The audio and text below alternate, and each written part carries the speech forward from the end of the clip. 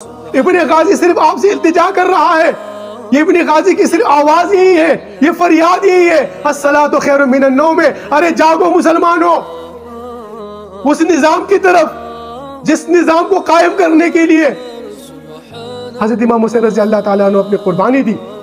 آپ کی تمنا تھی ہندوستان جانے کی, تبلیغ کرنے کی. اسی کے نتیجے میں اللہ نے ہجرت کا ہمیں ثمر عطا کیا.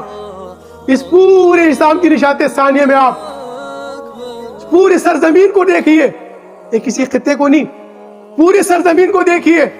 اس دور میں دنیا دو بلاک میں تقسیم تھی. ایک طرف کمیونزم زرتش تھے, ایک طرف عیسائی. روم کے بادشاہ سرمایہ دار تفتیش پر عیسائی تھے. پورے سرزمین پر, پورے کائنات میں بت گدا جو تھا ہندو, وہ کعبہ تھا. عراق بت گدا نہیں تھا, کوفہ بت گدا نہیں تھا, ایران بت گدا نہیں تھا, روم بت گدا نہیں تھا, دنیا میں اور کہیں بت گدا نہیں تھی.